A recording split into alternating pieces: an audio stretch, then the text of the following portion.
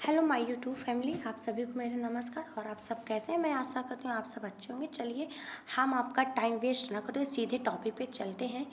हाल ही में हुए Ahmedabad plane crash के बारे में आज कुछ ऐसे तथ्य लेके आई हूँ जिसको सुनकर आप सब सोच में पड़ जाएंगे कि क्या यह सच घटना थी, क्या जो ये प्लेन हादसा हुआ वह एक नॉर्मल हादसा था, जो ये एक्सीडेंट हुआ क्या वो एक नॉर्मल था।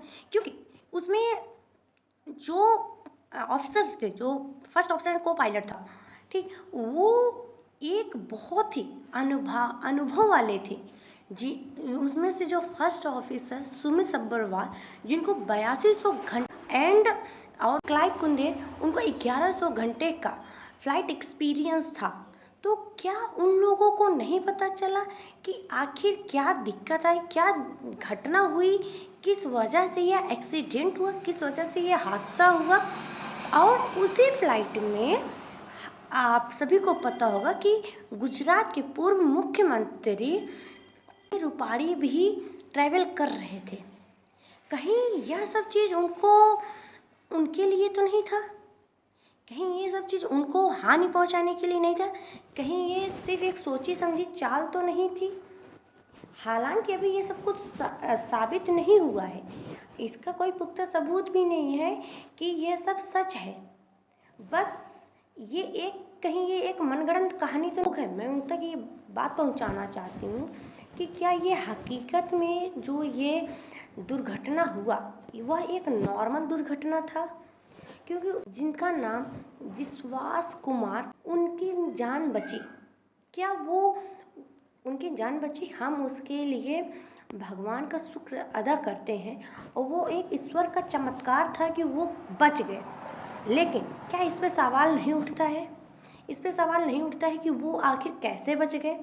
इतनी 1.5 लाख, क्योंकि जो प्लेन होता है उसमें चोट लगना बात नहीं है, उसमें आग लगना बात है। क्योंकि उसमें 1.5 लाख लीटर फ्यूल था। आप खुद बताइए, नॉर्मली अगर किसी एक घर में सिलेंडर एक्सीडेंट भी होता है, सिलेंडर भी फटता है, तो भी उस वहाँ पे मौजूद लोगों में से किसी का बचना इतना संभव नहीं माना जाता है। हालांकि कुछ परसेंटेज होते हैं, बट एकदम ना के बराबर। तो क्या उन 242 लोगों में यह कुछ एक ईश्वर का चमत्कार था कि ये बच गए? ये कब कूदे? क्योंकि अभी जैसे कुछ वीडियो में ये बताया जा रहा है कि ये कूद के अपनी सीट बेल्ट खोले, ठीक है, और ये वहाँ से कूदे।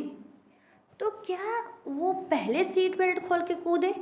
क्योंकि उसके बाद तो सीट बेल्ट खोलने का तो वही नहीं आता, क्योंकि उसके बाद कोई ऑप्शन ही नहीं था। क्योंकि इतनी 1.5 लाख लीटर फ्यूल के बीच में किसी का बचना बहुत ही मुश्किल है। वो आखिर कैसे बच गए? मतलब क्या उनको पहले से पता था कि ये विस्फोट होने वाला है? कि क्या कहीं उन्होंने क्रू के साथ पहले से डोर खोलने के लिए कुछ बहस नहीं किया? कहीं इन सब चीज़ों की वजह से लोगों का ध्यान भटका हो, जिसकी वजह से एयरक्राफ्ट का एंगल ऑफ अटैक बढ़ गया हो? कहीं इन्हीं सब चीज़ों की वजह से ये दुर्घटना तो नहीं हुई? कहीं इनकी कुछ योगदान नहीं है इन सब चीज़ों में, जो ये इतना बड़ा हादसा हुआ। और इस हादसे में जितने ये नॉर्मल तरीके से बच गए, नॉर्मली इनको चोटें आई हैं, बट फिर भी एक 1.5 लाख लीटर में 1.5 लाख लीटर था। 1 लीटर, एक अपने जो छत पे टंकी भी होती है, पानी की टंकी, उसमें भी अगर 1000 लीटर तेल रहे, उसमें भी अगर वो ब्लास्ट होगा तो वहाँ पे मौजूदगी में से कितने लोग भी बचने की वो भी जो प्लेन था वो पैक सील्ड होता है, उसमें एक थोड़ा सा एयर आने का, तो उसमें जब इतनी तेज़ धमाका हुआ तो बाकी वहाँ पे जितने भी लोग थे उनमें से किसी का चेहरा, किसी के अवशेषों का भी नहीं मिला, किसी के चेहरे वहाँ पे पहचान में नहीं आ रहे हैं। तो क्या ये इसका साफ साफ यही है कि मतलब वो पहले ही कूदे? वो पहले कूदे तो उसका क्या मतलब वहाँ पे जो पायलट थे, को पायलट थे, उनको नहीं पता चला कि ये एक्सीडेंट हो जाएगा इतना क्योंकि वो एक अनुभव था, उनको बहुत ज़्यादा अनुभव था। तो अगर उनको पता था कि ये एक्सीडेंट, तो वो पहले खुद की जान बचाते, खुद की नहीं इतना करे, क्योंकि जब उनके हाथ में नहीं था तो अपनी तो जान बचाने के लिए कूद जाते, लेकिन उनको नहीं पता चला। लेकिन एक जो नॉर्मल पैसेंजर है, क्या उसको पता चल गया कि इतना बड़ा एक्सीडेंट होने वाला है मुझे इसके पहले? तो क्या वो उसके पहले कूदने के लिए गए?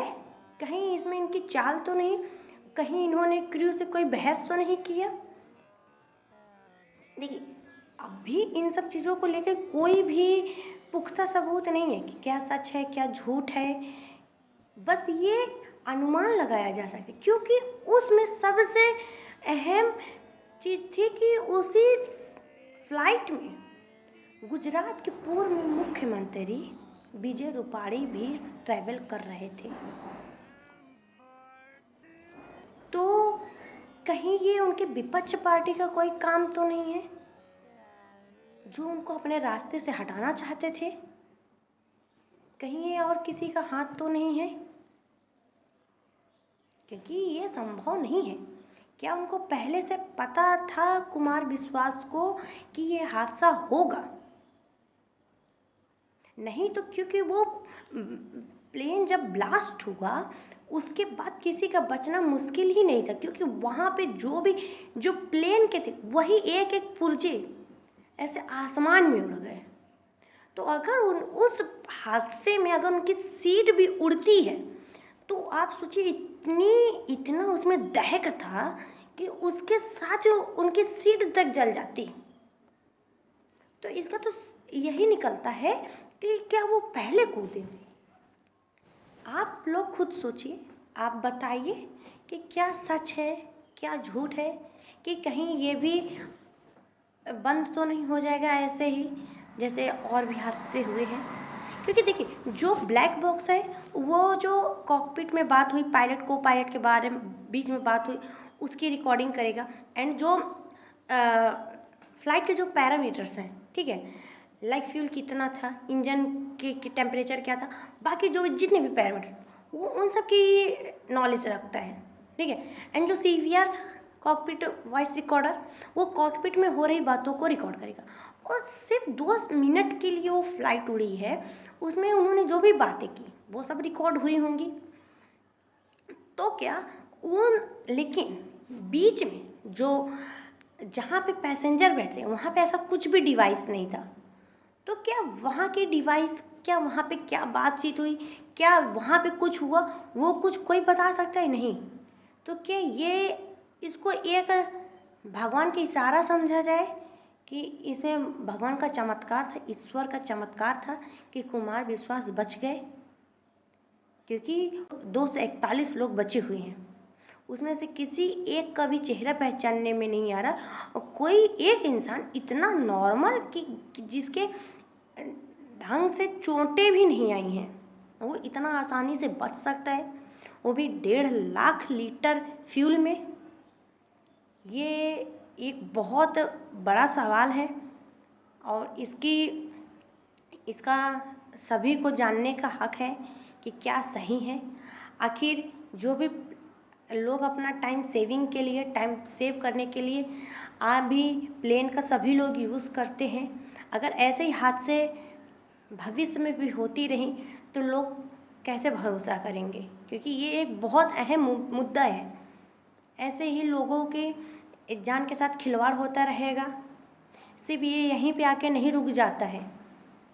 तो मेरा DGCA से ये अनुरोध है कि वो इसकी अच्छे से जांच कराएं, कड़ी से कड़ी उसकी जांच हो, इसका जो रियल है कि क्या क्यों हुआ कैसे हुआ वो पूरा सामने आए। और अगर आप मेरे चैनल पर नए हो तो मेरे चैनल को लाइक एंड सब्सक्राइब करिए। और अगर आपको मेरे वीडियो से थोड़ा सा कुछ समझ में आया हो, आपको देखने में अच्छा लगा हो, तो मेरे इस वीडियो को लाइक करिए और अभी के लिए धन्यवाद। मैं अगले वीडियो में मिलती हूँ आपको।